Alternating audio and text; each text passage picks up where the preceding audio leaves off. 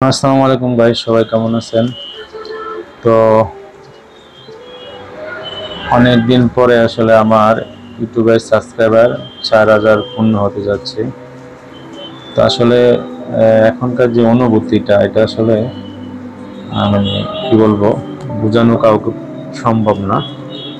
কারণ আমার যে কি লাগতেছে, ভালো লাগতেছে, এটা আসলে আমি মনের অবস্থাটা শেয়ারিং।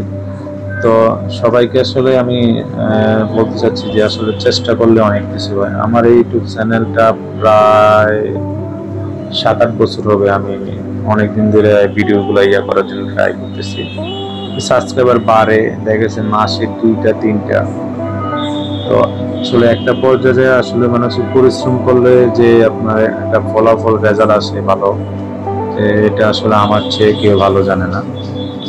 তো যারাই আসলে নতুন অবস্থায় যারা কাজ করছে, আসলে সবাই আসলে একটা টাইমে ওই পরিশ্রমটা করে আস্তে আস্তে আস্তে আস্তে স্টেপ বাই স্টেপ একটা জায়গায় যায় পড়ছে। তো আমার আসলে লাকি আমি, কারণ আমার 1100 সামথিং ফলোয়ার ছিল। তো সেখান থেকে গত এক সপ্তাহে আমার 4000 ফলোয়ার পূর্ণ হতে যাচ্ছে। তো এটা আসলে আমার জন্য খুবই ভাগ্যের ব্যাপার। আমি আসলে মানে মানে কি বলবো, মানে আই এম সো হ্যাপি। আমার সাবস্ক্রাইবার যারা আছে সবাইকে অসংখ্য অসংখ্য ধন্যবাদ। সো সবাই আমাকে এইভাবে সাপোর্ট করার জন্য, আমার পাশে থাকার জন্য। আসলে আপনি পরিশ্রম করলে আসলে আপনার লক্ষ্যে পৌঁছাটা অনেক একটা ভাগ্যের ব্যাপার।